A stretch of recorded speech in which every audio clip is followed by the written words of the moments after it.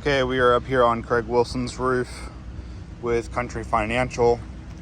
This section over here has been paid for by insurance. This section has not. This section has not, but it ties in both here and here. So we're going to try and pull up a shingle here to see if this is pliable and repairable, that we are able to tie this when we go to do the new section into the old roof. So I'm going to pull up a row or two in this area right here, so that we can see if these shingles are pliable, repairable, and be able to tie in this old section or the new section into the old section.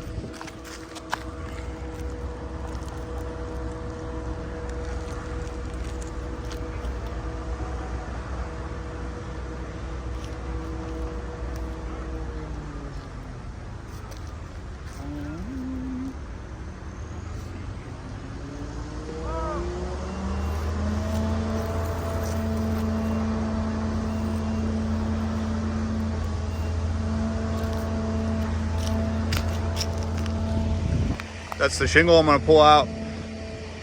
Do a little before and after. Looks like it's all tied in pretty good. But let's see what happens when we pull it out.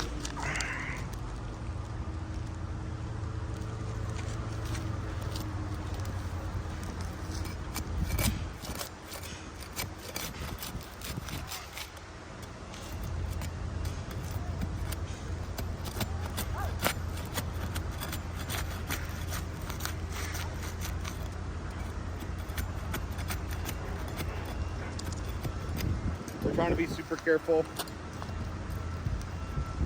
It is stuck pretty good.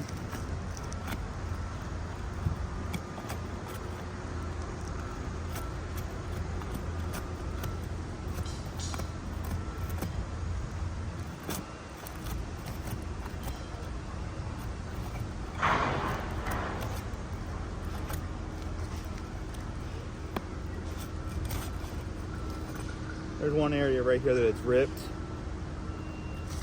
In order to get this shingle out, I gotta go 2 rows above it because there's nails up here.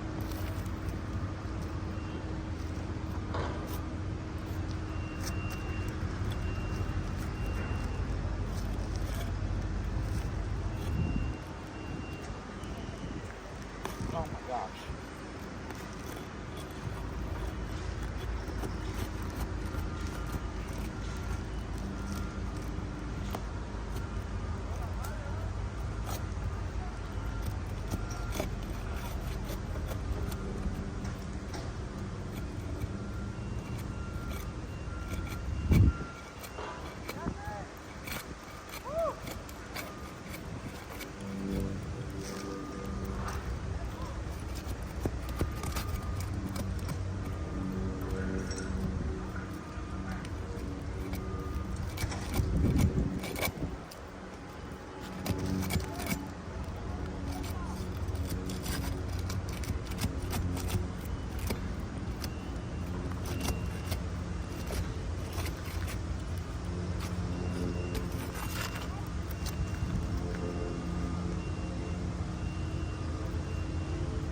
Holy smokes, there's tons of matting transfer underneath here.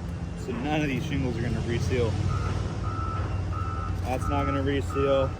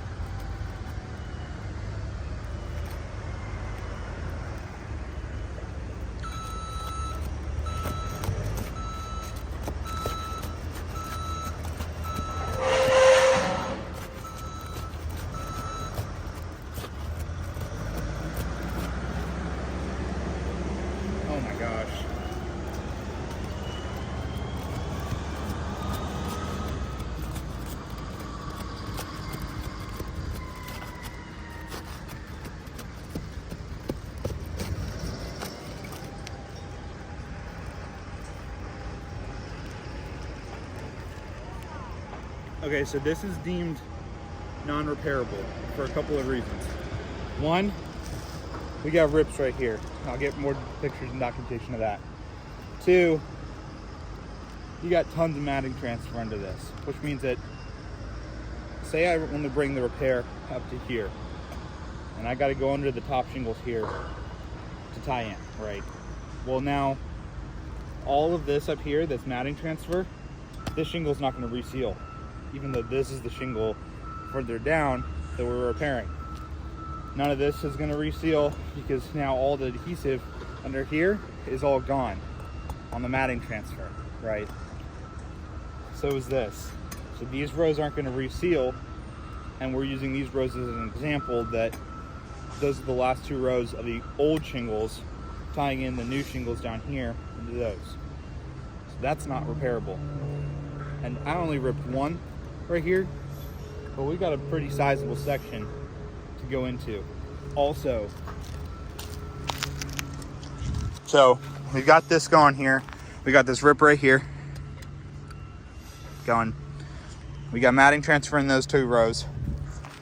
We also have to tie in over here, which is not going to be very easy if these shingles are ripping and having all kinds of matting transfer, because this row right here is running all the way through here. So that road's got to come up in order for us to tie in underneath it. But that means that we've got to go a little higher up. So I'm going 1, 2, 3, 4, 5 rows up in order to do this. A ton more labor, more materials, and at that point I'm damaging every row that we're touching. That's going to be the last 2 or 3 rows of the old shingles. Same over here. Nothing's going to reseal. So if we look,